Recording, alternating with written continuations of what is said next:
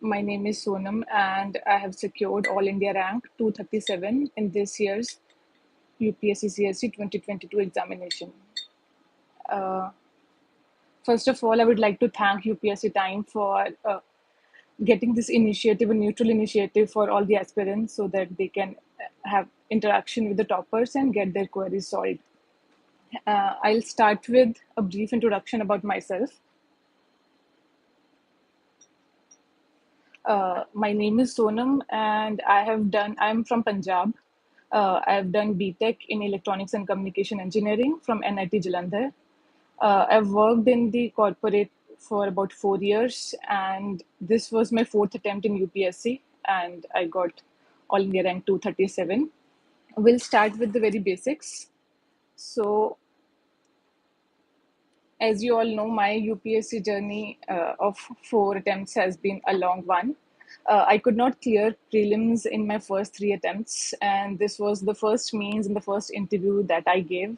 And by God's grace, I got to have myself in the list. So we can start with the prelims and then mains and subsequently interview discussion. I'll be answering the most asked questions by the aspirants. I have a compilation given by UPSC Time. And post that, if there's anything that you guys want me to answer, and there any queries, you can have them in the comment section and I'll explain that as well. My optional was sociology. So I'll start with the prelims. As you all know, prelims is right now the most trickiest of the stages. Even this year, many of the aspirants who could not clear prelims in 2, 3 attempts earlier got in the rank list this time. So prelims has to be taken in a serious manner. Not only the GS part, even the CSET part as well. So for GS, I think we need to start with the we need to start. So I'll take the optional related comments when we go to the optional section. Uh, I'll keep everything very brief in terms of the sources and the strategy. We'll discuss more. I'll try to discuss more about what I think did not work in the previous attempts or something that I learned throughout the process, which you might want to, consider while you are preparing so that you don't make the same mistakes or you can learn from those things. Starting from the prelims, I think the basic book list you all would know. You can go through the topper blogs, or nowadays, if there are videos, go through the sources. You'll see there are common sources for some subjects. For example, for history, you go with the Spectrum, or for polity, you start with Lakshmikant. So go for the very standard and very basic books. Don't try to make the whole source list very complex and very exhaustive. Go for very basic ones which everyone is studying, because that's where your base will be built, and then you'll be able to build upon that basis your current affairs, anything that's happening in the news. So for history, as we said, the Spectrum for prelims is enough. Personally, I did not start with Spectrum. For myself, I started with the Bipin Chandra Freedom Struggle book. So how it helped me was, it's more like a novel. Once you go through it, you'll be able to get a whole storyline of the our freedom struggle, and then you can go to Spectrum, which are more like notes. So since you have already read Bipin Chandra, once you go through those short notes from Spectrum, you'll be able to make more sense of the entire process. And once you read Spectrum twice or thrice, more or less you'll be able to remember everything. And then at the end, there is appendix in Spectrum as well. You can revise that at the time of prelims, and that would be enough. Important categories, for example, the Gandhian stage, is important. So you can go through them, and that's it. Just keep repeating, revising that, give test papers, attempt them. You'll be able to know कि हम कहाँ पे miss कर रहे हैं. जहाँ पे भी थोड़ा सा revision का scope है, revise that again. And that's all. So आपको और कुछ पढ़ने की जरूरत नहीं है history के लिए. Then going for polity, Lakshmikant is the standard book, and it's more than enough for prelim stage at least. Prelims में आप उसमें भी स्टार्टिंग से ऐसे नहीं कि फर्स्ट पेज से शुरू कर दिया और आखिर तक पढ़ेंगे. It's a very exhaustive book. तो उसमें भी आप ट्राई कीजिए कि जो इंपॉर्टेंट सेगमेंट्स हैं उनको पहले फिगर आउट करके उनको पढ़िए. And how you will get to know about that? Previous year questions देखिए, प्रीलिम्स का जो बुकलेट आता है जिसमें आपको लास्ट 20-30 ईयर्स के वो क्वेश्चंस होंगे, गो थ्रू देम, उनको देखिए, यू विल सी कि कुछ स्टैंडर्ड टॉपिक्स हैं जिनसे बहुत सारे क्वेश्चंस आते हैं। जैसे फंडामेंटल राइट्स आपको आना ही चाहिए, आप चाहे प्रीलिम्स स्टेज के लिए पढ़ो, चाहे मेंस के लिए, चाहे इंटरव्यू के लिए, तो आप उसको उससे स्टार्ट कीजिए। आप फंडामेंटल राइट्स पढ़िए, डायरेक्टिव प्रिंसिपल्स पढ़िए, फंडामेंटल ड्यूटीज पढ़िए, मेजर अमेंडमेंट्स जो हुई हैं वो पढ़िए, सुप्रीम कोर्ट की इंपॉर्टेंट जजमेंट्स पढ़िए, जुडिशरी बहुत इंपॉर्टेंट है, जैसे आजकल जुडिशरी एग्जीक्यूटिव का कॉन्फ्लिक्ट है तो वो पढ़िए। So go through all that, basis the priority. ऐसे नहीं है कि एक ही लाइन से सब पढ़ेंगे, बिकॉज इट्स वेरी एग्जॉस्टिव। जो सबसे इंपॉर्टेंट है उसको सबसे पहले पढ़िए, उसको ज़्यादा रिवाइज करिए। You can skip other parts initially और बाद में उसको उनको भी पढ़ लीजिए, एक आध बार रिवाइज कर लीजिए, बट आप उसको एक बार स्ट्रेटेजी बनाइए कि उसको हम कैसे पढ़ेंगे। Then going for economics, I initially read the economics का एनसीईआरटीज पहले, जो 11th एंड 12th का। 9th-10th का भी आप पढ़ोगे, आपको एक दिन में खत्म हो जाएगा। 9th-10th का बहुत कम रहता है। After that you can go for 11th and 12th का macro economics part only, not the micro one. आप उसको पढ़ेंगे तो आपको थोड़ा सा बेसिक आइडिया हो जाएगा इकोनॉमिक्स का। Once you are done with that, I personally went for the Shriram का बुक। श्रीराम का अभी तो प्रिंटेड बुक आने लगा है, आई टुक द नोट्स वाला प्रिंट आउट, सो आपको मार्केट में कहीं पे मिल जाएगा। उसमें सारे चैप्टर्स आई थिंक बहुत ही अच्छे से गिवन है। You go through them once और ट्वाइस, आपको कॉन्सेप्ट सारे क्लियर हो जाएंगे। एंड इकोनॉमिक्स एक बहुत ही डायनामिक सब्जेक्ट है, उसमें the topics in current affairs keep on changing, तो जो उस समय चल रहा है इंपॉर्टेंट, उसको आप दोबारा रिवाइज करिए कि अब मॉनेटरी पॉलिसी का चल रहा है कि बिकॉज ऑफ कोविड, फिर उसके बाद अब इन्फ्लेशन, फिर रिसेशन, तो उसमें उसका इम्पोर्टेंस क्या है, how it impacts our economy in general, कैसे आरबीआई उस पर प्रोसीजर, कैसे आरबीआई में मॉनेटरी पॉलिसी कमेटी उस पर एक्शन लेती है, उनका क्या टारगेट्स होते हैं, कौन टारगेट सेट करता है। So this you will know through current affairs and you have to focus on them more, but आपको मोर और लेस सारे बेसिक्स पता होने चाहिए, बिकॉज बेसिक्स पे इकोनॉमिक्स के बहुत ईजी क्वेश्चंस आते हैं, आप उनको कंफर्म अटेम्प्ट कर सकते हो, उसमें कोई डिस्प्यूट नहीं रहता है। So try to go for those type of topics जिनमें आपका स्कोर काफ़ी हाई हो सकता है। बैंकिंग का चलता है, बैंकिंग कब से it's an important aspect of economy, तो बैंकिंग पे आप पढ़िए, जो भी नॉन परफॉर्मिंग एसेट्स हैं, कैसे प्रोसीजर से उनको क्लासिफिकेशन होती है, अगर उसमें कोई लॉ आया है, फिर वो लॉ का क्या है, इंसॉल्वेंसी एंड बैंक्रप्सी कोड है, उससे पहले कितने एक्ट आए, सरफेजी एक्ट आए, तो थोड़ा बहुत उनका भी आइडिया होना चाहिए, बट जो करंट में है जैसे, वो आपको बहुत अच्छे से पता होना चाहिए। And then for geography, NCRTs are enough. So you go through the NCRTs till 12th. 11th, 12th का तो पढ़ना ही है. If you have time, you can go through 6th, 7th, 8th वाला NCRT also, and that's I think enough. Other than that, you'll know current affairs में क्या है, ला Neena El Nino चलता रहता है। अब साइक्लोन्स इतने ज़्यादा आ रहे हैं, तो साइक्लोन से रिलेटेड अब एनसीईआरटी में सर्टेन कंडीशंस गिवन है, वो सब आप पढ़िए कि साइक्लोन से रिलेटेड क्वेश्चंस आ भी रहे हैं, आ भी सकते हैं, और उसके हम बेसिक्स भी स्ट्रॉन्ग रखेंगे as well as current affairs as well. जैसे साइक्लोन्स पे क्लासिफिकेशन, नेमिंग कन्वेंशन पे क्वेश्चन आ गया था, तो ऐसे आप देखिए कि क्या क्या पॉसिबिलिटीज हो सकती हैं, you can go through them. And then for art and culture also I think 11th का एनसीईआरटी इज इनफ। उसमें there can be many tricky questions, तो करंट अफेयर्स में जो भी इंपॉर्टेंट टेम्पल्स चल रहे हैं, कहीं भी कुछ एक्सकवेशन हुई है, you have to focus on that. But static part में आई डोंट थिंक उसमें इतना बेनिफिट होता है कि आप बहुत सारे सोर्सेज को एक्सप्लोर करो, even though the questions come, at least nowadays they are very at times difficult, और you might not be able to cover them in your standard source, but उसकी ज़रूरत नहीं है, बिकॉज आप कितना टाइम इन्वेस्ट कर रहे हो वर्सेज उसका कितना आउटपुट आ रहा है, वो बहुत कम हो जाएगा। सो अपना इनपुट जितना आप दे रहे हो उस पर मैक्सिमम आउटपुट आपको मिलना चाहिए। सो इन दैट केस थोड़ा सा ध्यान से कीजिए। तो आर्ट एंड कल्चर के लिए go through the NCERT 11th वाला, एंड जो करंट अफेयर्स में चल रहा है, जैसे विजन की बुकलेट आ जाती है जिसमें PT 365 monthly also is there, but PT 365 में कंपाइलेशन होती है, तो आप उसको देखिए, उसमें आपको इंपॉर्टेंट टॉपिक्स पता चलेंगे। And the other one is environment. Environment के लिए people do read Shankar IAS। मैंने वो शंकर IAS पढ़ा नहीं है, I read the PMF IAS का एक बुकलेट आता है, तो उसको मैंने एक बार ही पूरा पढ़ा है, बाकी बीच में इंपॉर्टेंट टॉपिक्स को रिविजन करती रही। एंड अदर देन दैट उसका जो करंट अफेयर्स में चल रहा है वो इंपॉर्टेंट, कौन सी रिपोर्ट्स आ रही हैं, IPCC की क्या रिपोर्ट आई है, कोई हमारे यहाँ पे सेंसस हुए हैं, टाइगर सेंसर हो रहा है, बर्ड सेंसस हो रहा है, ट्रांसलोकेशन हो रही है, कौन से नेशनल पार्क्स न्यूज़ में हैं, क्यों हैं, उनकी लोकेशन क्या है, कौन से वहाँ से रिवर्स पास कर रहे हैं, ये सब डायनेमिक पार्ट है। इवन दो आप देखोगे कि लास्ट 2-3 ईयर्स में सेम चीज़ें ही न्यूज़ में रह रही हैं, तो उन सबको आप पढ़िए। लास्ट ईयर भी सेम आपको दिखेगा कि साउथ के बहुत सारे बायोस्फीयर रिजर्व्स हैं, इंटरसेक्शन है बहुत से नेशनल पार्क्स, बस पे क्वेश्चन आ जाता है कौन कहाँ पे है। So go through them. Static part में आपको पोल्यूशन के कॉन्सेप्ट की, एयर पोल्यूशन, वाटर पोल्यूशन, फिर उसमें उससे रिलेटेड क्या क्या लॉज बने हुए हैं, कब लॉज बने वो, उनके बारे में आपको पता होना चाहिए। जैसे या अभी कौन कौन सी अथॉरिटीज, नेशनल ग्रीन ट्रिब्यूनल है, वो क्या क्या करता है, व्हाट्स द प्रोसेस, एंड वो कैसे एक्शन लेता है, उसने कोई रिसेंट एक्शंस लिए हों, सुप्रीम कोर्ट ने इंटरवेंशन की है पोल्यूशन से रिलेटेड दिल्ली में या कहाँ पे, वो सब आपको करंट अफेयर से पता चल जाएगा। So go through the basic book, just keep one basic book, उसके बाद आप करंट अफेयर से उसको टॉप अप कीजिए। उससे आपकी स्टैटिक भी स्ट्रांग रहेगा, at the same time you will have relevant topics to revise. ऐसे ही ब्लाइंडली सब कुछ नहीं पढ़ते जाएंगे हम लोग।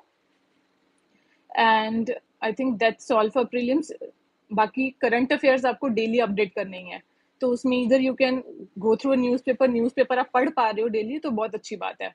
बट नहीं तो मैंने ओनली आईएएस का वो डेली का वो आता था एक news prelim booster type, even though I did not do it daily, but मैं उसका मंथली वाला देख लेती थी। जैसे दिस ईयर ओनली एग्जाम से पहले, सिंस आई वाज वर्किंग, मेरे पास टाइम नहीं था कि मैं आई गो थ्रू दोज जो रिटन कंपाइलेशंस होती हैं। सो आई जस्ट वेंट थ्रू जो भी ओनली आईएएस के मंथली कंपाइलेशंस थे, उनको मैंने 2-3 बार सुन लिया, तो उससे आपको थोड़ा याद हो जाएगा, बिकॉज टू द पॉइंट आपको वहां पे वैसे भी उतना याद नहीं रहेगा। You have to go look at the question paper, और उसमें से आपको जितना भी आपने नॉलेज गैदर किया हुआ है उसके through you have to deduce your answer. तो आप उसमें वो कर सकते हैं। But if you have time and you can read the newspaper daily, there is nothing like that, because अब न्यूज़पेपर जब पढ़ रहे हो तो आप तीनों स्टेजेस का साइमल्टेनियसली प्रिपरेशन कर रहे हो, means, prelims, interview as well. तो न्यूज़पेपर डेली पढ़ने का प्रैक्टिस बहुत अच्छा है, you can continue doing that. कोई भी एक न्यूज़पेपर पढ़ सकते हो, हिंदू पढ़ सकते हो, इंडियन एक्सप्रेस पढ़ सकते हो। If not, go for compilations और the YouTube videos that you get, जो भी आपको आपकी सिचुएशन के अकॉर्डिंग ऐप्ट लगता है। You may have time constraint, so you will have to adjust accordingly. And prelims, so you have all the data now. उसके बाद आपको क्या करना है, prelims के लिए आपको टेस्ट लगाने पड़ेंगे। So what I did differently in this attempt for prelims, I think there are two things which I would like to mention. मैं टेस्ट पहले भी दे रही थी, पहले मैं rather पिछले अटेम्प्ट्स में तो मैंने in my second and third attempt I gave all the sectional tests, जैसे विजन का पूरा एक वो लिया टेस्ट, फिर उसमें सारे सेक्शनल टेस्ट दे रहे हैं, फिर उसमें जो फुल लेंथ टेस्ट दे रहे हैं, बट उसमें ऐसे मेरे कंसिडरेबली मार्क्स नहीं बढ़ पाए। This year what I did was, rather than going for just one coaching का टेस्ट सीरीज, मैंने जितने भी मार्केट में मिल रहे थे, if you go to Rajendra Nagar, जो भी स्टैंडर्ड कोचिंग्स हैं, मैंने सबके क्वेश्चन पेपर्स लिए, but only the full length ones, because आप पढ़ चुके हो ऑलरेडी सब कुछ। सेक्शनल टेस्ट में आपके बहुत ज़्यादा भी आ जाएं, उससे उतना ज़्यादा आउटपुट नहीं बढ़ता, बिकॉज आपको सारे पेपर्स, मतलब you should have a sense of attempting ऐसा पेपर जिसमें सारा फुल लेंथ टेस्ट है। तो मैंने विजन का, फोरम का, इनसाइट्स का, जीएस को का, जिसका भी टेस्ट मिल रहा था वहाँ पे, सबके फुल लेंथ टेस्ट 5-5, 6-6 ले लिए, और फिर रेंडम उनको अटेम्प्ट करना शुरू किया कि कोई भी एक ऐसे पिक कर लिया कि आज चलो विजन का मिल गया तो आज विजन का करेंगे, नेक्स्ट डे हम जीएस स्कोर का कर लेंगे रेंडम। तो उससे आई थिंक थोड़ा सा वेरिएशन आया in terms of the kind of questions which I can expect, so that when I go there during the live examination, ऐसा कोई सेट पैटर्न मेरे दिमाग में कोचिंग का नहीं बैठा हुआ है कि मैं उसी के थ्रू आंसर कर रही हूँ। कैसा भी आपको कॉम्बिनेशन आएगा, you should be able to answer there, because we do not know कि वहाँ पे वो कैसे क्वेश्चंस पूछने वाले हैं, कैसे वो ऑप्शंस का फॉर्मेट रखेंगे। They have been changing it. Last year उन्होंने वो ओनली 1, ओनली 2, ओनली 3 वाला ऑप्शन शुरू किया कि वो एलिमिनेशन उन्होंने पूरी खत्म कर दी। This year also similar thing happened. I have not seen the paper, but लोग बोल रहे हैं कि इस बार भी उन्होंने बहुत सारे क्वेश्चंस उस लाइंस पे दिए हैं। सो आपका वो ट्रिक्स वाला जो स्कोप है वो कम हो जाता है, आपका खुद का जो हार्ड वर्क है as well as your presence of mind, वहाँ पे आपको कोई ट्रिक्स वगैरह लगाने की जरूरत नहीं है। आई हैव सीन मेनी वीडियोस जो यूट्यूब पे आते हैं कि प्रीलिम्स में आप ये ऐसे कर लो, सम वाला हटा, if there is statement with some in it, that means it's a more probable correct answer, and then all वाला गलत है। ये सब नहीं करना है। ये सब करने में नेगेटिव आई थिंक मार्क्स रहते हैं, तो आपको उसका नुकसान ज़्यादा होगा, फ़ायदा कम होगा। So do intelligent guessing, you can eliminate, but not on basis कि किसी में सम लिखा किसी में और लिखा, basis your understanding, your knowledge that you have getted all throughout, उसके अकॉर्डिंग आप करेंगे तो you will be able to score more marks. मतलब वो ज्यादा फ्रूटफुल और ज्यादा लॉजिकल भी है, तुक्का थोड़ी मारना है वहां पे जाके हमें। तो थोड़ा इंटेलिजेंट गेसिंग कीजिए, एलिमिनेट आपको थोड़ा बहुत करना पड़ेगा, बट एट द एंड आपको सेन होके पेपर देना है वहां पे। And the second thing I think is what is your mental state while you're giving the exam. I gave my third attempt when I was giving my prelims. I almost blanked out. So मैं इतना उस time, because I had not cleared first two prelims, ऐसे थोड़ा pressure हो जाता है। आई think I got overwhelmed. और एक आध क्वेश्चन साइंस का आ गया था, वेरी बेसिक साइंसेस का, जो आई थिंक एक प्रेशर कुकर वाला क्वेश्चन था, विच इज़ लाइक कि मैं साइंस की स्टूडेंट हूँ, आई गॉट इमोशनल कि ये क्वेश्चन नहीं हो रहा है। वो मेरे सेट में आई थिंक 33rd 35th कुछ ऐसा क्वेश्चन था, and I spend so much time on it thinking कि नहीं होना चाहिए होना चाहिए। By the time I saw my watch for the first time, 1.25 घंटा से ज्यादा टाइम हो चुका था और मैं 33rd क्वेश्चन पे थी, फर्स्ट आइटरेशन थी, एंड मैंने ऑब्वियसली 10-15 क्वेश्चन ही अटेम्प्ट किए थे। सो आई गॉट नर्वस फटाफट करने में, I missed it up, and I knew कि इस एग्जाम ने मुझे ओवरवेलम कर दिया, and that kind of affected me a lot कि एक एग्जाम को एग्जाम की तरह लेना चाहिए, बट ऐसा नहीं था, मैंने बहुत ज्यादा प्रेशर ले लिया था। As against that, this time my only target was कि मैं I have to go inside, I have to keep my cool, at least I have to go through entire question paper twice, पूरा देखना है 2 बार, जो भी logical attempt कर सकती हूँ फर्स्ट गो में, सेकंड गो में, I have to do the attempt, और टाइम से पहले इसको कंप्लीट करना है। कितना हो रहा है नहीं हो रहा है, क्या होगा नहीं होगा, I think I was able to keep control on my self during that. अब ऐसे भी परफेक्ट नहीं था, इवन ड्यूरिंग द एग्जामिनेशन एक पॉइंट ऐसा था, one of my hand started shivering कि डर लगने लगा फिर मैंने उसको रोका दूसरे हाथ से कि नहीं, इस बार नहीं, थोड़ा सा मतलब कूल रखना पड़ेगा आपको। तो मेंटली भी आपको स्ट्रांग होना है, because I don't think between my third and fourth attempt in terms of what I had read कुछ ज्यादा बढ़ गया था, बढ़ा नहीं, रादर कम ही हुआ होगा, because I was working while giving the fourth attempt, so I could not even revise many of the standard books. मैंने फुल लेंथ टेस्ट दिए, उसमें से मुझे आइडिया हुआ कि ये थोड़ा सा मिसिंग है, ये मुझे याद नहीं है, तो मैंने उसको रिवाइज किया। ऐसे फुल फ्लेज्ड मैंने प्रिपरेशन नहीं किया। तो थर्ड और फोर्थ अटेम्प्ट में नॉलेज वाइज कुछ डिफरेंस नहीं था, बट वो जो वहां पे जाके आपका मेंटल स्टेट होता है, उसमें आई थिंक थोड़ा डिफरेंस था। तो वो आपको ध्यान रखना है कि you have to work hard, you have to study, but pressure नहीं लेना है। मतलब don't let exam get the better of you. आप जाइए, गिव योर बेस्ट, थोड़ा स्टेबल रहने की कोशिश कीजिए, वो आप प्रैक्टिस पहले भी कीजिए। इट्स वेरी डिफिकल्ट, मतलब मैं बोलने में अभी आसान लग रहा है, उस टाइम पे मुझे भी बहुत डर लग रहा था, but try to practice it, because even when we go in services, इससे बहुत ही डिफिकल्ट सिचुएशंस आने वाली हैं। सो उस केस के लिए I think we have to start from here only. जो प्रीलिम्स में ही इतना डर रहे हैं, they are anyway not fit. तो मैं उस समय इतना ज्यादा हाइपर हो रही थी, दैट वाज नॉट कूल। तो प्रीलिम्स के लिए I think this is it. आपको प्रैक्टिस करना पड़ेगा, you have to keep reading, थोड़ा होराइजन बढ़ाना पड़ेगा। जो एक सेट पैटर्न पे अभी आजकल प्रिपरेशन चल रही थी, UPSC has shown in the last 2-3 years कि वो नहीं चलेगा। तो गो through the current affairs, through standard books, और अपने ऊपर ज्यादा फोकस कीजिए। कोचिंग वालों ने एक कंपाइलेशन दे दिया, उस पर पूरा रिलाई नहीं करेंगे, तो जो आपको इम्पोर्टेंट लग रहा है उस पर फोकस कीजिए। And then coming for C SAT, C SAT में I am from engineering background, तो मैंने कुछ खास प्रिपरेशन नहीं किया था, बट आई हैव सीन कि the paper is getting tougher day by day. Same C SAT with whatever level of mathematical aptitude I have, मैंने पहले स्कोर किया था 100, इस बार I got 80 marks. So it shows कि वो मार्क्स कम हुए हैं, but I did not prepare specifically for C SAT. But जिन लोगों को लगता है कि डिफिकल्टी आ रही है, एंड आई हैव हर्ड कि इस बार जो अभी रिसेंट प्रीलिम्स हुआ है वो और टफ था सी सेट, तो उसमें आप प्रैक्टिस कीजिए। सी सेट को भी इक्वली इंपॉर्टेंस दीजिए as you are giving to your general studies paper, because आपको at the end C SAT भी क्लियर करना है, एंड वहां पे उस समय 67 मार्क्स 66 मार्क्स लाना भी it's not an easy task. So if you think कि नहीं हो रहा है, if you are little under confident, please start giving CSAT के एटलीस्ट पेपर्स देके देखो, पुराने साल के पेपर्स उठा लो, से लास्ट 5-6 साल के, उनको अटेम्प्ट करो, and you will be able to gauge कि आपका प्रेपरेशन लेवल क्या है। एंड अगर वो कम है, तो please go to the standard basic books, उनमें से आप क्वांट, लॉजिकल रीजनिंग, इन सब पे क्वेश्चंस कीजिए। आपका जो स्ट्रॉन्ग है आप उस पर फोकस कीजिए। अगर आपको लगता है आप कॉम्प्रिहेंशन अच्छे से कर पाते हो तो कॉम्प्रिहेंशन पे फोकस कीजिए। जो अगर आपको लगता है क्वांट आपको ठीक लगता है तो आप क्वांट पे कीजिए, but you have to give focus. मतलब सी सेट को भी हम निगलेक्ट नहीं कर सकते हैं, तो सी सेट के लिए भी थोड़ा ध्यान रखिए पहले से ही, क्योंकि I have seen some people जिनका जीएस हो गया clear but CSAT clear नहीं हुआ, बिकॉज ऑफ दैट उनका प्रीलिम्स रह गया। तो this shouldn't be the situation. तो दोनों पे इक्वली फोकस कीजिए, दोनों इंपॉर्टेंट हैं, दोनों आपको पास करने हैं, and hopefully you will be able to get through. Then we'll start with the mains ka part, but before that I'll give a brief about my preparation ka journey, because somebody has just asked ki preparation kahan karna hai.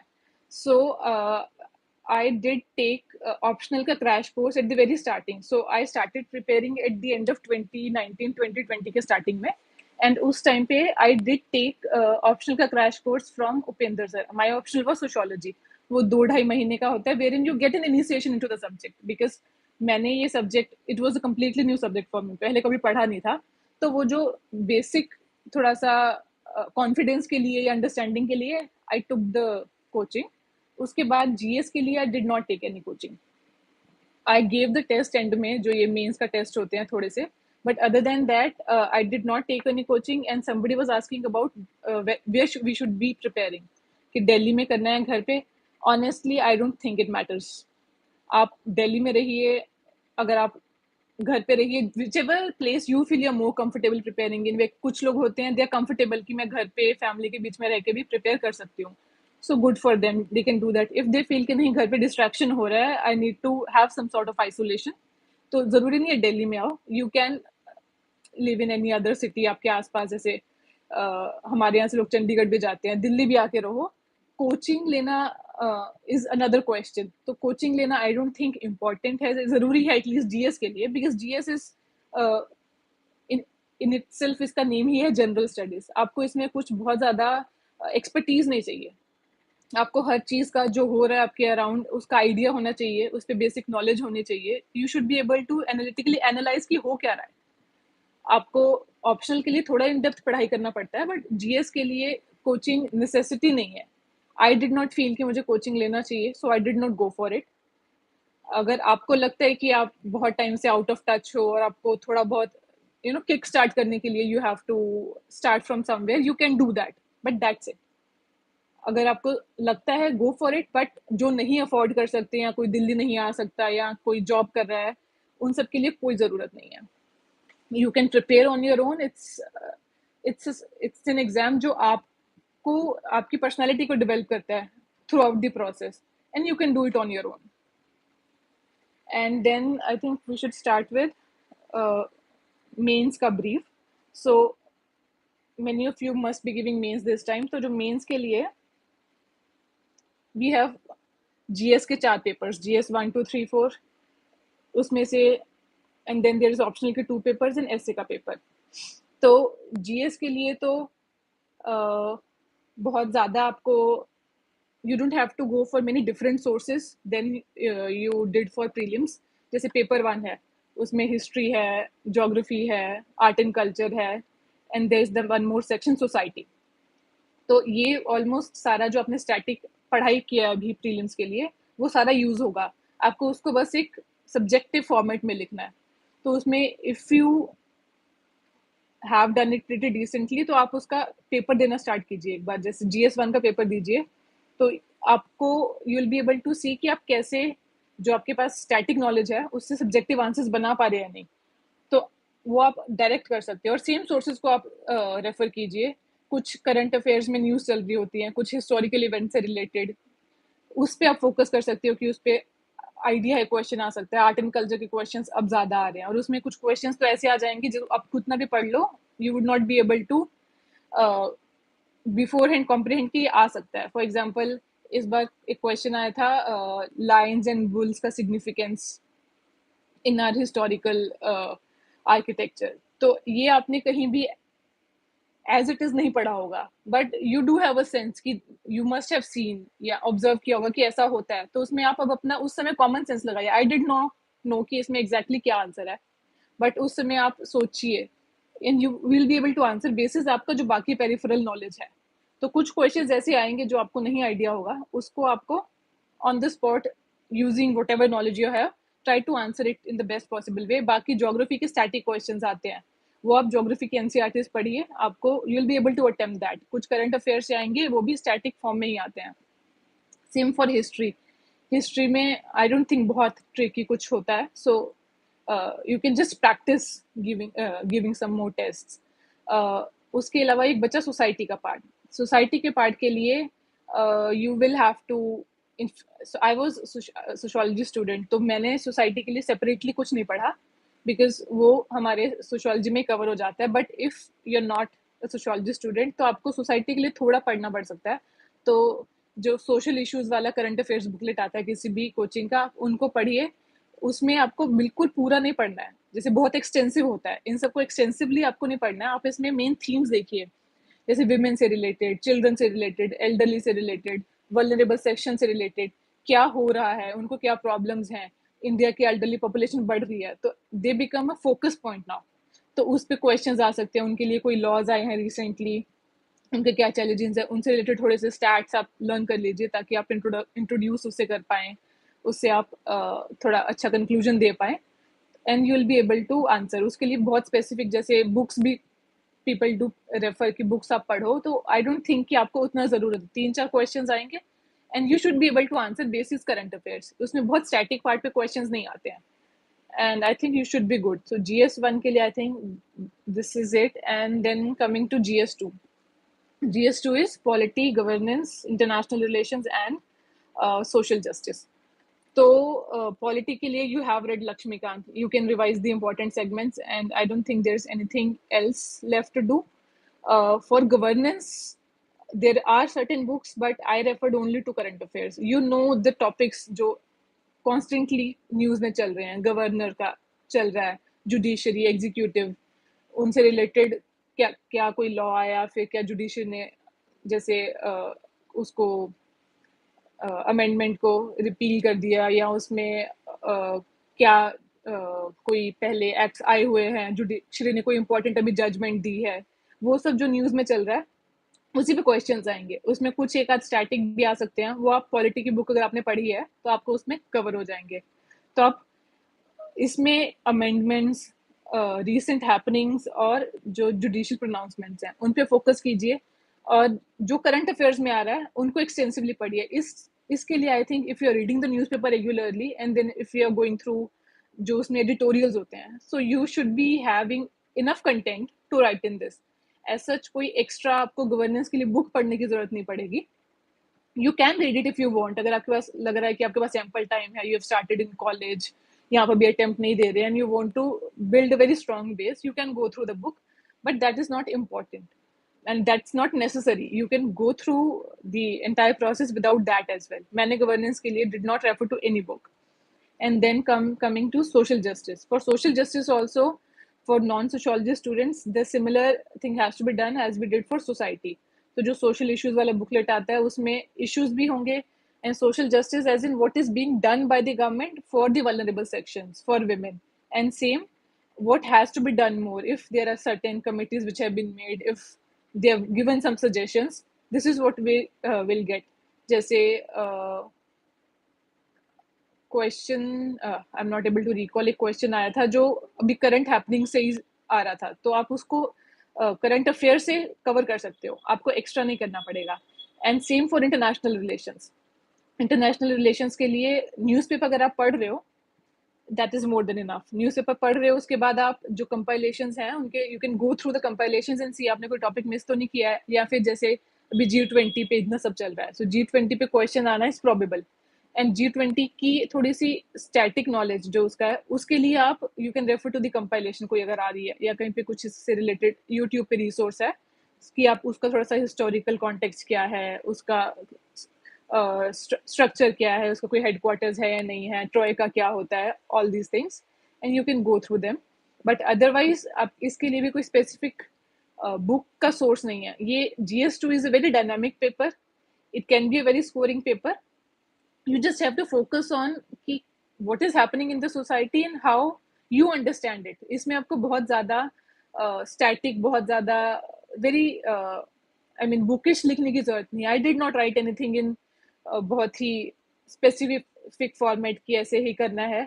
इसमें आपकी अगर understanding है उन topics की, you should be able to answer those questions.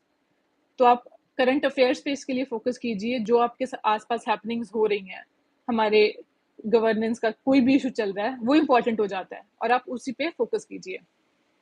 Coming to paper 3 भी is a very dynamic paper and I think one of the चारों में से सबसे डिफिकल्ट पेपर यही है। इस सबसे लीस्ट स्कोरिंग यही रह रहा है, इस साल भी ऐसा ही हुआ है।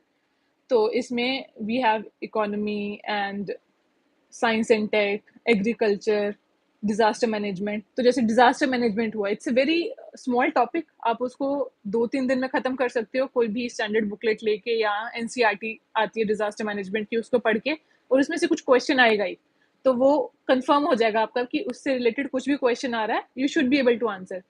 उसमें आप थोड़ा सा करंट अफेयर से हिंट ले सकते हैं कि जो डिजास्टर्स अभी न्यूज में रहे हैं, जरा चांसेस से उससे रिलेटेड ज्यादा आएगा। अभी रिसेंट इतने ट्रेमर्स दिल्ली एरिया में आ रहे हैं, तो उससे रिलेटेड था कि अर्थक्वेक्स हैं, अर्थक्वेक्स पे हो सकता है, साइक्लोन्स पे हो सकता है, तो आप वो देखिए। And then same for agriculture, agriculture के भी फिक्स टॉपिक्स हैं। एग्रीकल्चर के कुछ चीज़ें न्यूज़ में चलती हैं, बट बहुत जैसे मिनिमम सपोर्ट प्राइस है, मिनिमम सपोर्ट प्राइस का आप कॉन्सेप्ट देखिए, कैसे बफर स्टॉक बनता है गवर्नमेंट के पास, उसमें what are the challenges they are facing, what if they don't what if they give direct support, direct benefit transfer। तो एग्रीकल्चर में वाटर टेबल डिक्लाइन हो रहा है, सेलिनिटी बढ़ रही है, क्यों हो रहा है, why are the states like Punjab, उनमें बहुत ज़्यादा फर्टिलाइजर आप पेस्टिसाइड यूज़ कर रहे हो, तो उससे क्या नेगेटिव इम्पैक्ट हो रहा है, and how we can resolve that. जैसे रेन फेड एरियाज हैं ईस्टर्न साइड पे, उस साइड पे आपको क्या करना चाहिए जिससे कि प्रोडक्टिविटी बढ़े। Same how you can utilise water more, तो वाटर एफिशिएंसी बढ़ाने के लिए, प्रोडक्टिविटी बढ़ाने के लिए कौन कौन से आपको टेक्निक्स यूज करने चाहिए। ये सब फिक्स टॉपिक्स हैं एग्रीकल्चर में भी, बहुत ज़्यादा डायनेमिक नहीं है। बस question can be more from जो रिसेंटली अभी न्यूज़ में है। जैसे स्टबल बर्निंग है, स्टबल बर्निंग पे फिर पूसा ने उससे रिलेटेड एक कैप्सूल बनाया, फिर उससे रिलेटेड कुछ एक्ट्स हैं कुछ स्टेट्स में जिसकी वजह से they don't get enough time between two cycles of sowing, जिसकी वजह से they are the farmers are resorting to stubble burning, but what has government done for it and how we can resolve it further। So go through these topics, these are going to be relevant this year as well as next year, ये standard topics हैं। So agriculture and disaster management we can do beforehand। Then comes economy, economy is a very dynamic topic, तो ये आपके current affairs में ही आप cover कर सकते हो। If you are good with the basics, if you write some standard book, उसके बाद करंट अफेयर्स में जो भी आ रहा है उसको हमेशा अपडेट करते रहिए।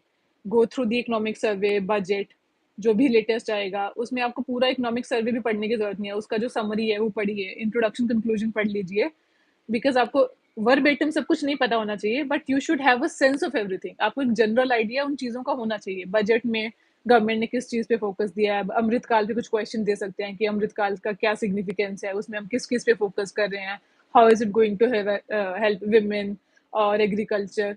तो इन सब पे आप पढ़िए और इस पे थोड़ा बहुत आप फ्रेम करके रखिए। जैसे not like you don't have to keep on writing everything, but इस टाइप से फ्रेम कीजिए कि एक जनरल विमेन से रिलेटेड आपको इंट्रोडक्शन पता है, उस पर क्वेश्चन आएगा तो you can start without thinking, and because वहां पे आपको टाइम की पॉसिटी रहेगी। तो इन सब जो प्रिडिक्टेबल टॉपिक्स हैं उनसे रिलेटेड आपको थोड़ा सा आइडिया रहना चाहिए कि you can not waste time. मतलब कुछ ऐसा क्वेश्चन आ सकता है जिसमें आपको टाइम लगे, तो उसमें आप टाइम तभी दे पाएंगे अगर आप ऐसे प्रिडिक्टेबल टॉपिक्स पे ऑलरेडी प्रिपेयर्ड होंगे। And then comes science tech, science tech में तो क्वेश्चन आएंगे 2-3, उसमें there is not much strategy. जो भी करंट अफेयर्स में से एकदम स्टैटिक क्वेश्चन भी पूछ देंगे। इस बार तो एकदम स्टैटिक क्वेश्चन आए थे कि I think James Webb telescope पे आया था कि उसके बारे में लिखिए। तो साइंस टेक के लिए आपने जो भी प्री के लिए पढ़ा है उसी को आप रिवाइज कर लीजिए। जो भी वहाँ पे क्वेश्चन आएगा, try to attempt in the best possible way. बहुत ज़्यादा इसके लिए कोई और मॉड्यूल खरीद के उसको पढ़ना, आपको कॉस्ट बेनिफिट एनालिसिस नहीं मिलेगा, तो आप वो नहीं कीजिए। that is it for the paper 3, and then comes paper 4, the ethics paper. Ethics paper is like, I mean, there are different mixed views about ethics paper. अब ethics paper आप बहुत कम पढ़ के भी दे सकते हो, बहुत ज़्यादा पढ़ के भी दे सकते हो. Ethics में, there are case studies, and then there are 10 marks के बहुत सारे questions. और टाइम इसमें भी आपको यूजुअली कम ही पड़ता है. दिस टाइम ऑल्सो एथिक्स का पेपर बहुत लेंथी आया था. So I think one of the most important things which can make the ethics paper easier is if you're naturally ethical और आप वही लिख रहे हो, आपको बहुत ज़्यादा बनावटी बनाने की ज़रूरत नहीं है. अगर आपके पास, if you think कि आपके पास बहुत टाइम है, आप सब कुछ लर्न कर सकते हो, जैसे there are many topics given in the ethics paper. We need to have an understanding कि वो सारे topics क्या हैं. जैसे कॉर्पोरेट गवर्नेंस क्या है. अब कॉर्पोरेट गवर्नेंस क्या है, once I have understood, I don't need to cram कि उसका एग्जैक्ट डेफिनेशन क्या है, राइट? अगर आपको क्रैम करने की, if you are able to learn it very well, but otherwise I would suggest कि डोंट बी वेरी बुकिश और very theoretical when you are giving the ethics का paper. Be your natural self, write what you think you should be doing. Of course we need to have some sort of understanding कि जैसे हम क्या structuring करेंगे, अगर इस type के ethical case studies आएंगे, there 4-5 types of case studies, वो जनरल अंडरस्टैंडिंग हमें चाहिए, बिकॉज हम वहां पे जाते शुरू नहीं करेंगे. But more or less you have to write what you feel you should be doing. और सेम गोज फॉर जो आपको स्टैटिक क्वेश्चंस आते हैं इसमें, जो थ्योरेटिकल क्वेश्चंस, उसमें भी if you have the understanding you can write in your own language. जैसे इस बार तो कुछ वही आई थी, some definitions we had to write, एक 10 मार्क के क्वेश्चन में 4 या 5. तो उनमें से I knew all the definitions, I mean I knew all the concepts, but ऐसे मुझे किसी का भी ऐसे bookish वो definition नहीं पता था. So I wrote what I would how I would convey it to a layman in my own language, and I think this is what they ask you to do, what you understand of the ethical concepts, how you would react in an ethical dilemma. You can take a little bit of guidance, but just practice the ethical case studies of all types that you can, and बस अपना time management करने की उसमें कोशिश कीजिए. इसमें तो आपको स्ट्रक्चरिंग का भी उतना इशू नहीं आता है. आपको 4 या 5 उन्होंने स्पेसिफिक क्वेश्चन ही दे देते हैं एक केस स्टडी के बाद, 1 2 3 4 5. इस बार तो 5 ऑप्शन वो क्वेश्चन दे रखे थे. उनका पॉइंट कि आप सबको अटेम्प्ट करो, सब में जो डिमांड है स्पेसिफिक वो लिखो, वरना पेपर ही खत्म नहीं होगा. इस बार बहुत लोगों का पेपर छूट गया एथिक्स का, बिकॉज उन्होंने इतने सारे ऑप्शंस दिए हुए थे कि आपको इतने सारे क्वेश्चंस करने हैं, विच बिकम्स डिफिकल्ट. तो वो प्रैक्टिस कीजिए कि जो पूछा है 5 के 5 में आप उसमें स्पेसिफिक आंसर दे पाए, but write from your own sense of ethics. इसमें कुछ ज्यादा बनावटी नहीं कीजिए. I think that is not what they are asking us to do. They are asking us what we as civil servants would do or should do. तो वो आप एक बेसिक जो भी कॉन्सेप्ट्स हैं, जैसे बेसिक वैल्यूज हैं सिविल सर्विसेज में, आपको कौन सी बेसिक वैल्यूज होनी चाहिए उसमें गिवन भी हैं, आप उनके बारे में समझिए कि इंटेग्रिटी क्या है, कहाँ पे अप्लाई होगा, लीडरशिप का इंपॉर्टेंस क्या है, वो थोड़ा बहुत आपको पता होना चाहिए. या फिर कुछ जैसे इससे रिलेटेड रेलेवेंट लॉज हैं, as I can think of, जैसे कॉर्पोरेट्स के लिए कंपनीज एक्ट है, फिर उसमें प्रोविजन है कि how we have to increase the participation of women at the leadership level. तो बोर्ड्स में वो उनका रिप्रेजेंटेशन हो, इसके लिए रूल्स बना दिए गए हैं. These things you should know कि आप कभी कहीं पे इसका रेफरेंस दे पाओ. This is what it should be done. Best practices आपको बहुत सारे न्यूज में आते रहते हैं कि इस आईएएस ने ऐसा किया. अच्छा, जैसे I was reading about somebody, I don't remember his name, but he had created a helpline for child trafficking, कि अगर किसी को ऐसा लगता है कुछ ऐसा हो रहा है, they can directly contact the helpline, and it helped a lot. तो आप ऐसे examples you can note down, and जहाँ पे भी आपको रेलिवेंट लगे आप उसको दे सकते हो, ताकि आप प्रैक्टिकल एस्पेक्ट बताइए. आपको वहाँ पे थ्योरेटिकल नहीं, आपको जो आप रियल लाइफ में करोगे आपको प्रैक्टिकल एस्पेक्ट बताना है. And you should be able to score good if you're being your natural self in the exam. And then then we'll start with the answer writing ka aspect. We have done GS 1 to 4 specifically for sociology. I'll take up later, but in general आपको answer writing के लिए क्या करना है? I think the most important part of the entire GS means का paper is answer writing. Because आपके पास, अगर आपने प्रीलिम्स क्लियर किया है, आपके पास नॉलेज है, you just need to be able to put that into the paper. और उसके लिए there is no other substitute than practising. आप लिखने की कोशिश कीजिए ताकि आपको इतना प्रैक्टिस हो जाए कि आपको सोचना नहीं पड़े। जब आप एग्जामिनेशन सेंटर में हैं, आप कोई क्वेश्चन देखो, you should immediately start writing. अगर उसमें आपको 30 सेकंड पहले उसको सोचने में लग रहे हैं तो आपको पेपर कंप्लीट नहीं हो पाएगा। तो आपको पेपर कंप्लीट करना, ये फर्स्ट प्रायोरिटी होनी चाहिए कि answer writing, sorry, when we are giving the mains we don't have to leave any question. अगर आपने पूरा पेपर कर दिया है, you are half way through. If you will see कि जितने भी लोग मेंस क्लियर करते हैं, ऑलमोस्ट सबने सारा पेपर अटेम्प्ट किया होता है। पेपर मिस कर दिया तो आप already you are behind them. तो पेपर हमें पूरा करना है। उसके लिए you can start the writing practice, if not very specifically from answers, write anything so that there is a flow, कि आपको लिखने की आदत हो जाए, आपको एकदम ऑब्स्ट्रक्शन नहीं हो। Because some of us might have not given exams, कि आप कॉलेज से निकले उसके बाद आप जॉब कर रहे हो, तो आपको आदत नहीं रहती है लिखने की। तो आप आदत डालिए, आप जो भी सब्जेक्ट में कंफर्टेबल हैं उससे स्टार्ट कीजिए। अगर आपको लगता है कि आपका optional is you more comfortable with it, so start writing optional answers. Last year के क्वेश्चंस देखिए, उसमें से कोई क्वेश्चन पिक कीजिए, start writing, and over time you will see कि आप सेम क्वेश्चन का जो आंसर आपने से 1 महीना पहले लिखा, आप जब 1 महीने बाद उसको देखोगे, यू विल फील कि देखो इसमें ये इंप्रूवमेंट हो सकता था ये, and you will be able to write better, मतलब you will be able to improve if you continue practicing. And there is no other substitute. आप प्रैक्टिस करोगे तो आपका जो इंट्रोडक्शन कंक्लूजन है वो इम्प्रूव होता जाएगा, and that creates the first impression. आप जैसे इंट्रोड्यूस कर रहे हो आंसर को, that is how, that is like your introduction to the examiner, right? और आप उसमें you can follow the concept कि GS2 में हम सिर्फ if there is some relevant constitution का article we are putting that, or if there is something in the news you can start with that। तो आप ऐसा introduction start कीजिए जिससे the examiner should know कि आपको question समझ आ गया।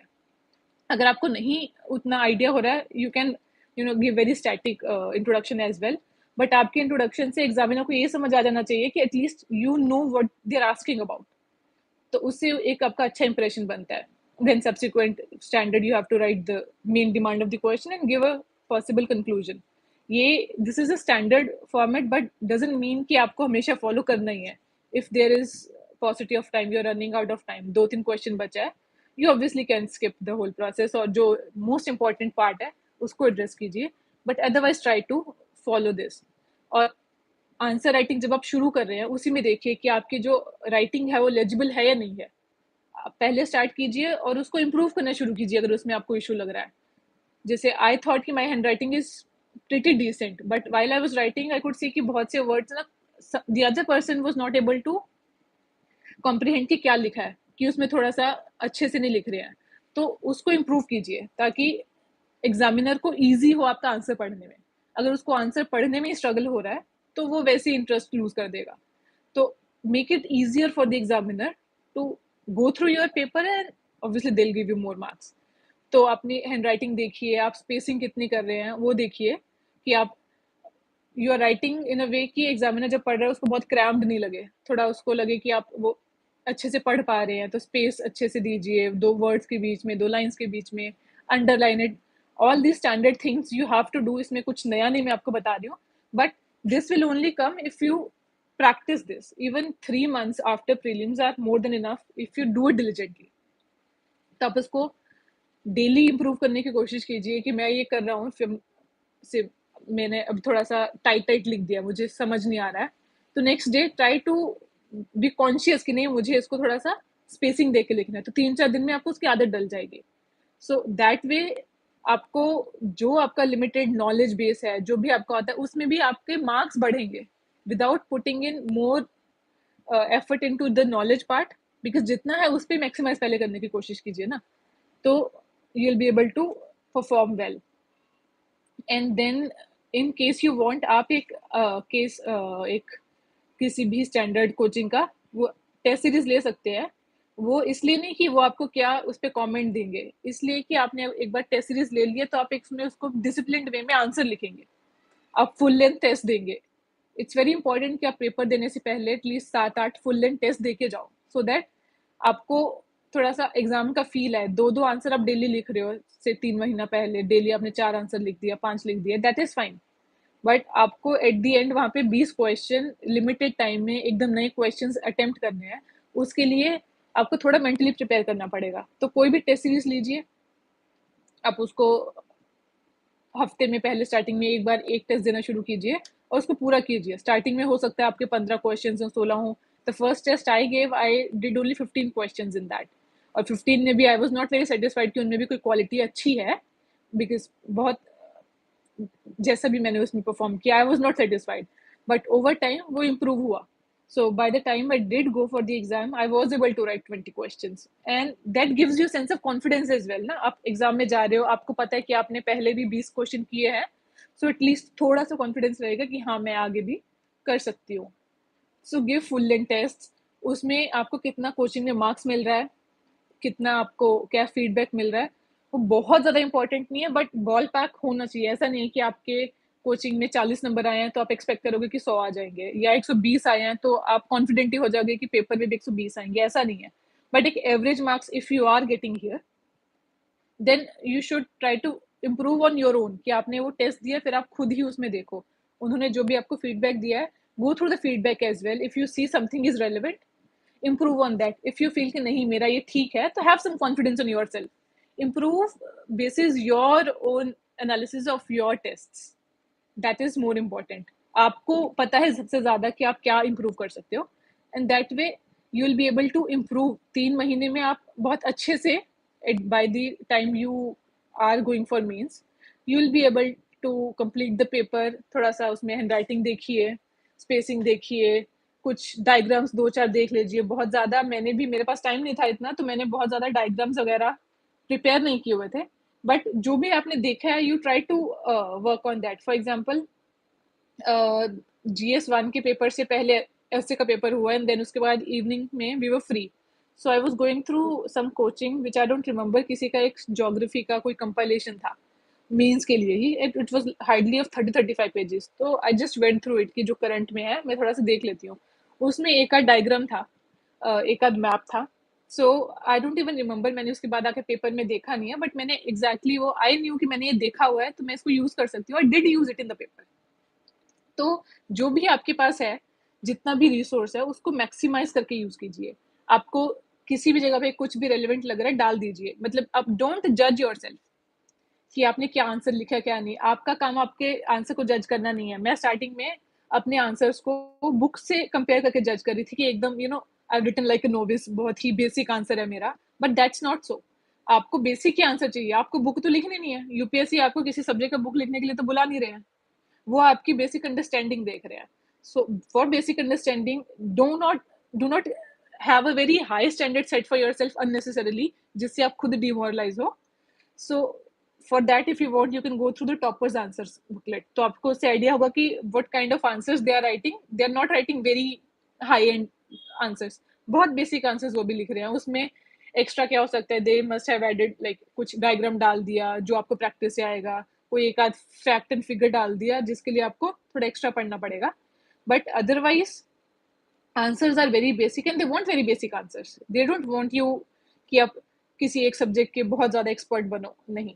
उनको है कि आपको सारे क्वेश्चंस को आप प्रोपोर्शनेटली आंसर कर पाओ इन अ decent average manner, and that is it. So I think that is what I wanted to focus on for answer writing. We have had a couple of comments here, we'll take this up later. And then there is sociology optional. So for sociology, as I told, I did take a crash course uh, initially, just when I started preparing, but coaching lena is not the substitute for your own hard work, because when you're taking a subject as optional, उसमें आपसे expertise expect किया जाता है। You have to know specific theories, you have to know thinkers, आपको concepts पता होने चाहिए, और concepts में आपको उस समय बहुत specific चीजें पता होनी चाहिए, उसमें आप बहुत ही generalist idea नहीं लिख सकते हो। तो but at the same time optional में बहुत scope है कि आप उसमें, if you are putting in hours, you will be able to get much more marks out of it than you would in GS. So optional can help you score real well. तो आप उस पर focus कीजिए, in the 3 months that we have now, if you have cleared prelims, I would say आप daily थोड़ा थोड़ा GS पढ़िए, but optional भी आप constantly अभी पढ़ते जाइए. If you have done say optional का थोड़ा बहुत पढ़ाई पहले, तो start writing the previous year answers, कि 2 क्वेश्चन 4 क्वेश्चन डेली लिए, कोई भी 1 घंटा बैठे और उसमें आंसर किया, and then subsequently do it every day. तो 1 महीने में आपके ये सारा खत्म हो जाएगा, and then you will be able to revise as well. फिर उसके बाद आप फुल लेंथ टेस्ट भी दीजिए ऑब्वियसली, बट ऑप्शनल को आप स्टार्टिंग से फोकस में रखिए, बिकॉज वो ज़्यादा स्कोरिंग होने वाला है. एंड जीएस को आप you can like, I was working, तो मेरे पास था कि 2 स्लॉट्स होते थे, एक मॉर्निंग में, एक इवनिंग में, बीच में मैं office, I had office hours. तो कि एक स्लॉट आप रख लीजिए जीएस के लिए, दूसरा स्लॉट आप रख लीजिए ऑप्शनल के लिए, and give it equal importance. If you are not working, if you are मतलब पूरा दिन आपके पास फ्री ही है, तो और अच्छा है. आप एक ऑप्शनल का स्लॉट रखिए जो आप कॉन्स्टेंटली पढ़ रहे हो, बाकी जीएस का 2 टॉपिक्स पढ़ सकते हो, एक पढ़ सकते हो, बेसिस जैसा आपको कंफर्टेबल होता है. ऑप्शनल सोशियोलॉजी के लिए I would say paper 1 and paper 2 दोनों पे इक्वल इंपॉर्टेंस दीजिए, बिकॉज पेपर 1 हम स्टार्टिंग में शुरू करते हैं, and we are more comfortable with paper 1, which is the general sociology. तो जिसमें फॉरेन थिंकर्स वगैरह है, वो हम ज़्यादा कंफर्टेबल हो जाते हैं. पेपर 2 को हम थोड़ा सा आई थिंक निग्लेक्ट कर देते. This is what I also did. मैंने पेपर 2 का फुल लेंथ टेस्ट भी नहीं दिया था before the actual exam, paper 1 का ही दिया हुआ था. सो try to focus equally on paper 2 as well. You should be able to score well. मैंने पेपर 2 में थोड़ा सा कम ध्यान दिया था, and that did reflect in my marks as well. Paper 1 में I got 144, but पेपर 2 में I got 124 only.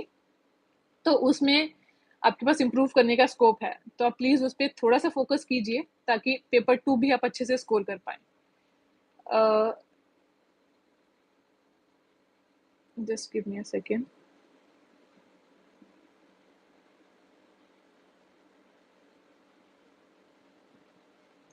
हाँ जी. And then I think sources we have already covered.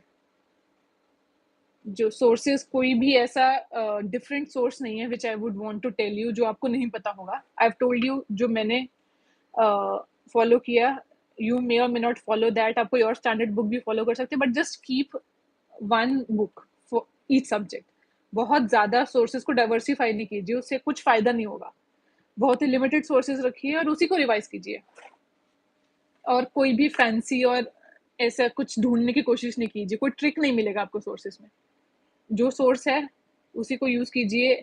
बहुत सारा रिसोर्स आपको आजकल मिलता है. आप देखोगे इन टेलीग्राम भरा रहेगा, नए नए आपको कंपाइलेशंस आ रहे हैं, कहीं से कोई किसी नई कोचिंग का निकल के आ गया है. फिर वो दिखने में वो आपको बहुत अपीलिंग लगेगा, but try to refrain from the temptation, because आपको योर मेन पर्पस इसकी एग्जाम क्लियर करना है.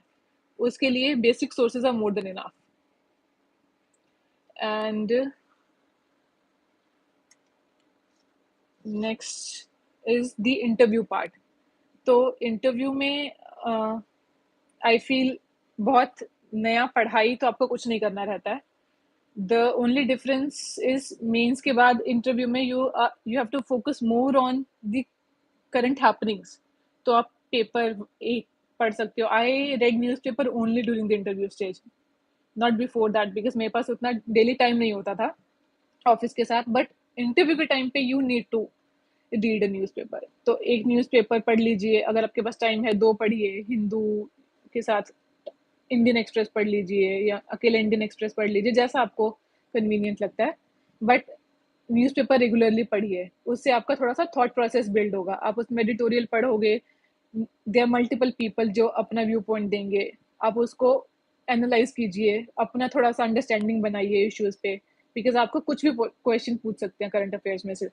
तो उसमें you should be able to analyse the situation and answer in a way that a bureaucrat would. बाकी interview के लिए आपको डैफ प्रिपेयर करना है. डैफ पे जो भी पॉसिबल क्वेश्चंस आपको लगता है आपके बन सकते हैं, कंपाइल देम. वो ज़रूरी नहीं है कि आप एग्जॉस्टिव लिस्ट पहले बना पाओ. जो भी आपको दिमाग में आ रहा है, आपका स्कूल, आपका कॉलेज, आपकी सिटी पे, स्टेट पे, आपका कोई ग्रेजुएशन का सब्जेक्ट है, इफ़ यू आर वर्किंग तो आपका उससे रिलेटेड. अगर आपने से फॉर एग्जांपल आईएफएस पहले दिया है तो इंटरनेशनल रिलेशंस पे, तो आप उस पे टॉपिक्स बनाइए और उस पे अपना थोड़ा सा आंसर का आइडिया फ्रेम कीजिए. And if you give mock test, थोड़ा सा मॉक टेस्ट देना पड़ेगा आपको, 4-5 मॉक टेस्ट दीजिए। आप मॉक टेस्ट दोगे, उसमें आपको एक तो you will get the sense of कि क्या सराउंडिंग्स होती हैं, तो आप थोड़ा कंफर्टेबल हो जाओगे। बिकॉज सीधा आप जब if you don't give a mock test और सीधा रियल इंटरव्यू देने जाओ, तो it can get a little overwhelming. तो उसको अवॉइड करने के लिए mock test are important. Mock test आप दीजिए, उसमें आपको फीडबैक भी मिलेगा and you can get varied feedback. जैसे कोई आपको बोल रहा है कि नहीं हाथ ऐसे रखिए, कोई बोल रहा है ऐसे रखिए, तो वो उस पर उतना ध्यान मत दीजिए। आप मॉक टेस्ट देने जाइए मॉक टेस्ट में कंफर्टेबल होने के लिए, उन लोगों से उस टाइप से फीडबैक लेने के लिए नहीं। But they can many questions which they may ask जो आपने पहले नहीं सोचे होंगे, तो आपको सिर्फ उन क्वेश्चंस पे फोकस नहीं करना है, बट ऐड देम ऑल्सो। जैसे मेरी स्टेट से मैंने 5 क्वेश्चंस बनाए हुए हैं, I go to the mock interview और उसमें मुझे किसी ने एक नया क्वेश्चन पूछ दिया, सो ऐड दैट योर लिस्ट, ये भी एक पॉसिबल क्वेश्चन है, इस लाइन पे भी हम सोच सकते हैं। तो you can keep updating your list of possible questions that you need to prepare beforehand, because वहां पे पूछ तो कुछ भी देंगे, बट डेव से रिलेटेड थोड़ा प्रेडिक्टेबल हो जाता है, तो उसको आप थोड़ा बिफोर हैंड प्रिपेयर कर सकते हो। करंट अफेयर्स को पढ़ते रहिए एंड इंटरव्यू में just go in as your real self. और I would say don't be pretentious, don't let them overwhelm you। थोड़ा बहुत एंजाइटी होता है, just try to be calm and answer their questions as you would to somebody else, somebody who is not an interviewer। कि एक discussion type से लीजिए। अब वहां पे क्या सिचुएशन होगी, आपको कौन सा बोर्ड मिलेगा, कौन सा बोर्ड ज्यादा मार्क्स देता है, कौन सा कम देता है, इन सब पे पहले तो बिल्कुल ध्यान मत दीजिए कि पहले ही सब लोग एनालाइज कर रहे हैं इस बोर्ड का इतना एवरेज है, ये नया है पुराना है। Since what is not in your hand you can not control, you can not change, तो उस पर आप टाइम वेस्ट भी मत कीजिए।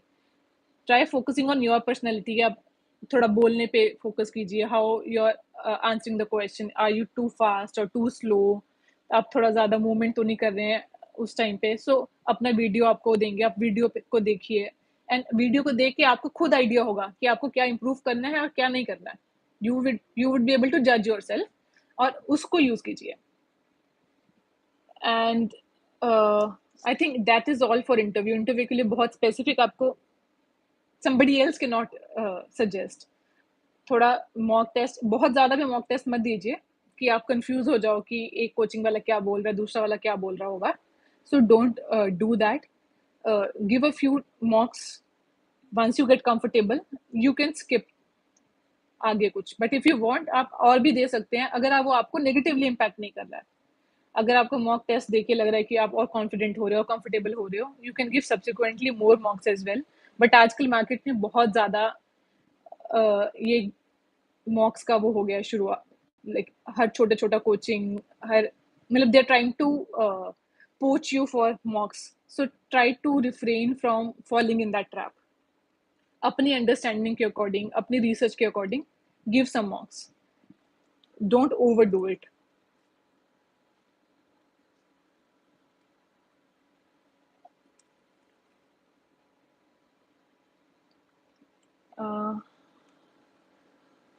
Other than that, what else? हाँ, NCERT's importance. So NCERT's में, as I told, for history I did not go through NCERT, but some people just do the NCERT's as well. So if you have done NCERT and you think वो sufficient है, you can skip the say Bipin Chandra part। But otherwise if you have sufficient time, जैसे आपने college में start किया या आपको लग रहा है कि आप एक साल अभी अटेम्प्ट नहीं दे रहे हो, तो आप सारी एनसीईआरटीज पढ़िए।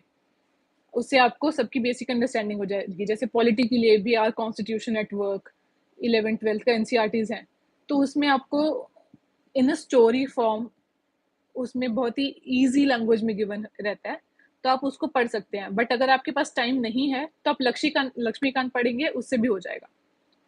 सो you can selectively read as per your need and the time you have at hand. If you have sufficient time, then start with NCERTs. But if not, then for geography, for art and culture, go through NCERTs only। बाकी के लिए आप एकदम जो standard books हैं, because आपको वो भी पढ़नी ही पड़ेंगी, तो आप उन स्टैंडर्ड बुक्स को डायरेक्टली पढ़ सकते हो। And about previous year questions, yeah, so previous year questions are the only reference we have for the exam we are going to give, right? Coaching वाले भी उसी से रेफरेंस लेके आपको क्वेश्चंस बना के देते हैं. So previous year questions are the most important. Even when you start the preparation, that is what you should look for, कि आप जो पढ़ रहे हो उससे आपकी क्या एक्सपेक्टेशन होनी चाहिए. We are not reading just for the sake of reading, right. We are reading to be able to answer questions. तो वो आंसर क्वेश्चंस अब कैसे होगा? आप प्रीवियस ईयर आपने कुछ भी पढ़ा, आप एक टॉपिक पढ़िए and then go through that topics previous year questions. और जैसे आप पॉलिटी से स्टार्ट कीजिए और उसी में पढ़िए, because polity more or less थोड़ा स्टैटिक पार्ट है. तो आप उसमें देखिए कि आप are you able to answer those questions. If not, कि आपको और अच्छे से पढ़ना है. आप ऑप्शनल का अंडरस्टैंडिंग कैसा क्वेश्चन रिक्वायरमेंट होता है, वो सब आपको प्रीवियस ईयर क्वेश्चंस को देख के चलेगा, और उसी के थ्रू आप अपना स्ट्रेटेजी बनाइए कि आपको कैसे पढ़ना है, आपको कौन सा सोर्स फॉलो करना है. तो previous year questions are a must for both prelims and mains. Prelims के लिए तो अब इतना डायनामिक होता जा रहा है कि anything that you do is less, but starting we have to do from previous year questions.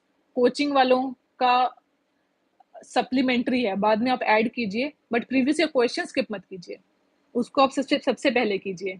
और इससे भी पहले I think I skipped, I should have started with that about the syllabus part.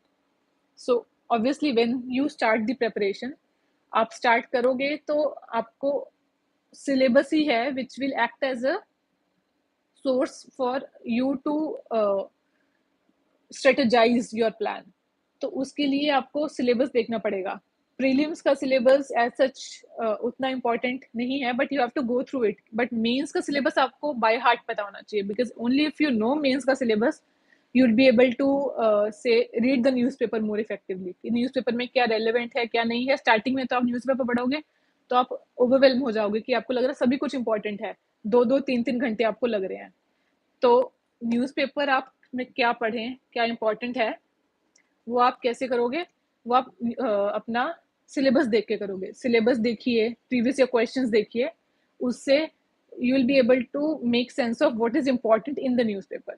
तो उसमें आप जितना आपको आइडिया होगा, धीरे धीरे आप इम्प्रूव कर पाएंगे, and you will be able to minimise the time you have to spend on newspaper, और आपका एफिशिएंसी बढ़ेगा.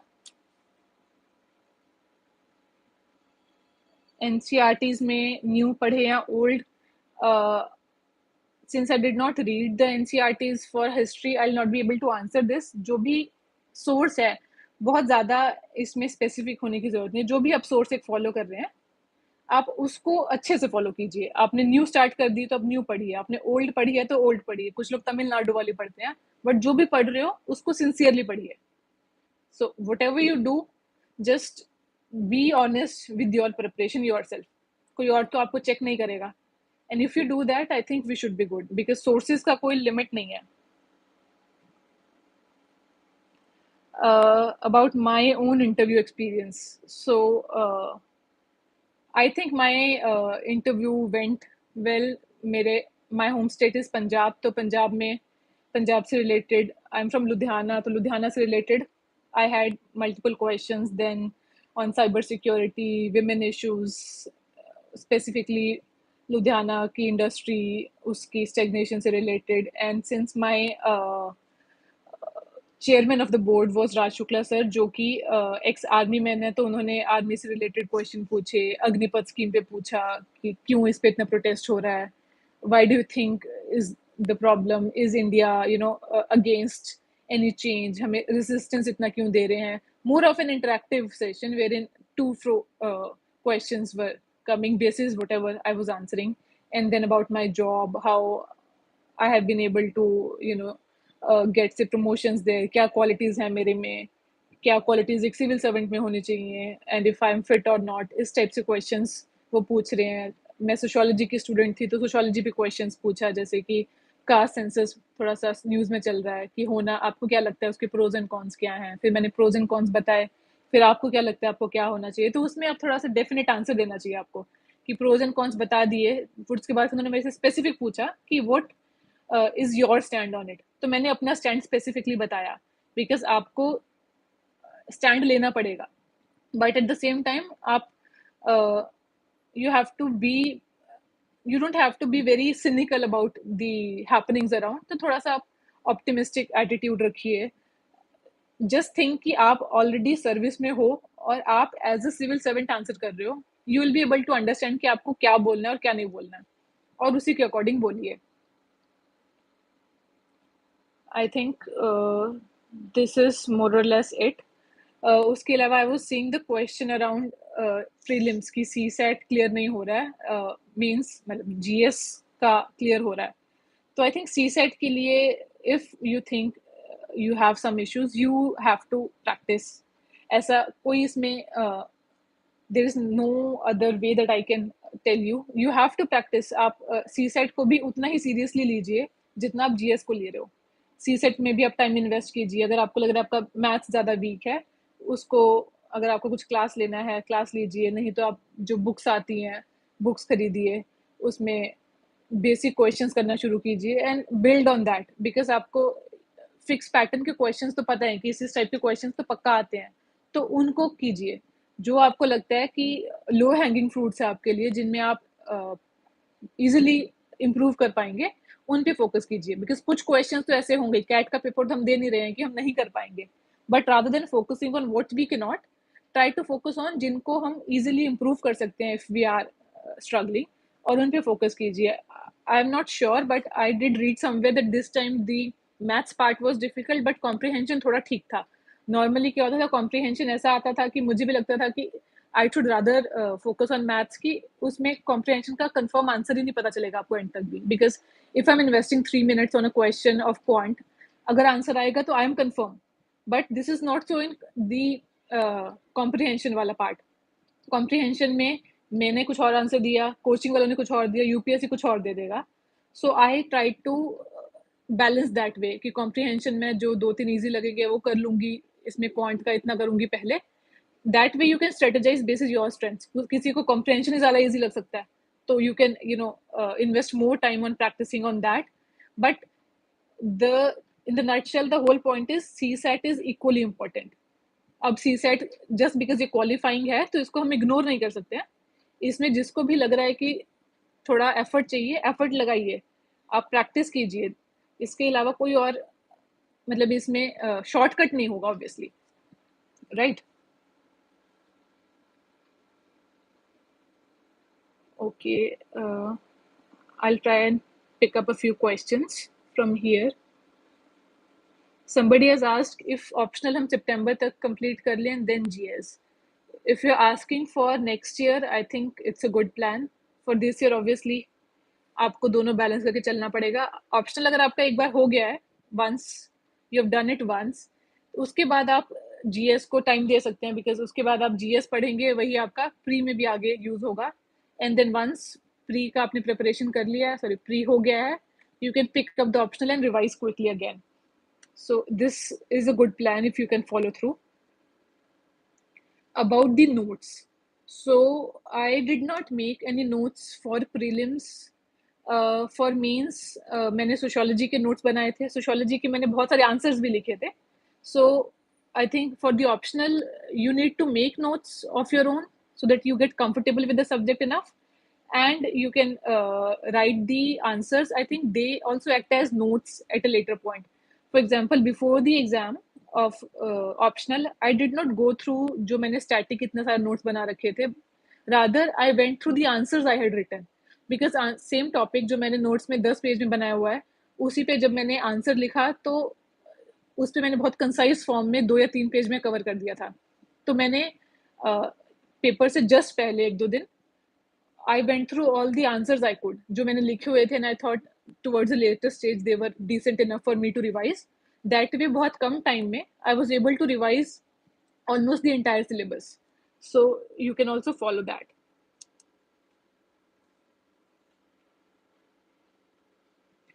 Somebody is writing that he has failed prelims through CSAT, but he's ready with mains.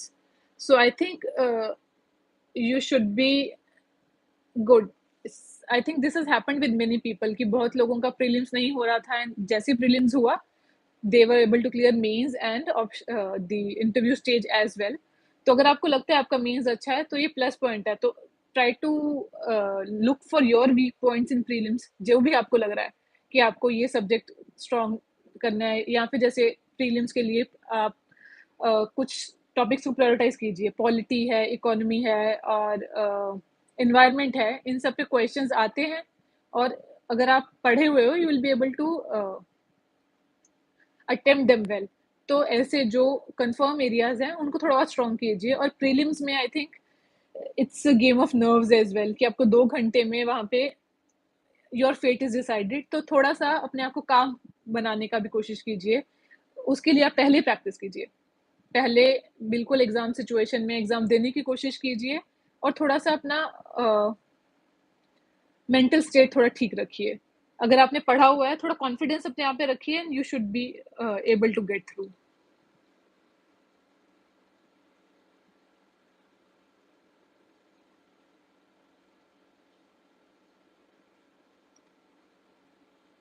Somebody is saying, how shall I go for test series if I'm not feeling I'm prepared at all? I think this is what everybody feels. So it's not new to you. आपको लगता है कि आपका preparation नहीं है। अगर आपने prelims clear किया है, तो आपका बेसिक एक लेवल का प्रिपरेशन ऑलरेडी है। आपने आंसर्स लिखे नहीं होंगे, बट आपको उसी को तो इम्प्रूव करना है। आपने आंसर्स अभी तक नहीं लिखे, नहीं लिखे, अब लिखना शुरू कीजिए। डेली स्टार्ट कीजिए, 2 आंसर लिख लीजिए, 5 आंसर लिख लीजिए, तो थोड़ा अपना लिखने का फ्लो बनाइए। उसमें एंजाइटी लेने से अच्छा है कि जितना भी टाइम हमारे पास बचा है, अब अगर हम कुछ कर सकते हैं, तो उसको बेस्ट यूटिलाइज कीजिए। About the uncertainty in civil services, so see civil services, that's what I was saying, कि ये एग्जाम है, सो एग्जाम की तरह लेना चाहिए। We don't take it as an exam, but बहुत ज़्यादा we make it real big, and that's where the issue starts. तो uncertainty है, but if you have a certain target in mind, आप उसकी तरफ काम कीजिए। You may, you know, have failures, नहीं क्लियर हो रहा है, उसकी वजह से बहुत सारे pressures, can be from family, can be financial constraint, can be your own anxiety, कुछ नहीं हो रहा है, वो आएगा। But if you have a certain resolve कि this is the purpose I am doing it for, and if you are putting in your best efforts, so आपको बाद में रिग्रेट नहीं होगा। I was overwhelmed during the third वाला attempt का prelims, because somehow I think दिमाग में ऐसा था कि शायद बहुत ज़्यादा जो पढ़ना था उतना नहीं पढ़ा है। तो वो एफर्ट आप लगाओगे, तो आपको कॉन्फिडेंस रहेगा कि मैंने जितना करना था मैंने कर लिया। आगे का अब आपके हाथ ही में नहीं है, तो आप कुछ कर नहीं सकते हो। और अगर आपके पास कोई स्पेसिफिक पर्पस है, तो आप 4 बार फेल हुए, 5 बार फेल हुए, you will continue through it. उसमें if you have some people to support you, कुछ आपका खुद का, you have some hobby, you can do that. For me, I think even my job uh, was help, I believe, कि इतना मेरे पास time ही नहीं था इस बार कि मैं दिमाग लगाऊं कि मुझे आता है, मुझे नहीं आता है, मैं प्रिपेयर कर रही हूँ, मैं नहीं कर पा रही हूँ। I was working continuously till the very last day. मैंने छुट्टी ली नहीं, बस मेंस के पेपर जिस वीक में था उसी वीक छुट्टी ली।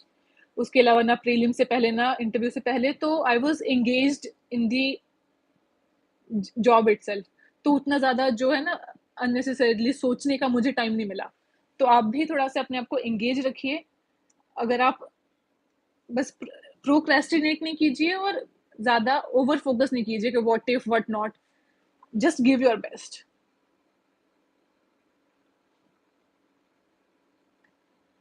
Okay, I think we are good.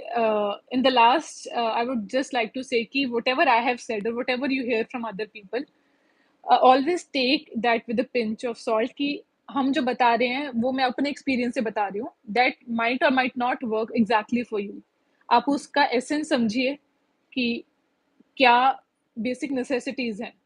बाकी आप अपना स्ट्रेटजी अपने अकॉर्डिंग इवॉल्व कीजिए। You will know your strengths and weaknesses better than anyone else. तो उसके अकॉर्डिंग इवॉल्व कीजिए। Just because you see some topper doing it, just don't follow it blindly, it may not work for you. तो आप सबको सुनिए, but try to get an essence from that and prepare your own plan basis what you think is right for you.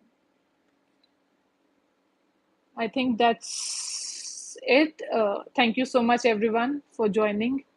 I hope I was able to solve some of your queries. Thank you.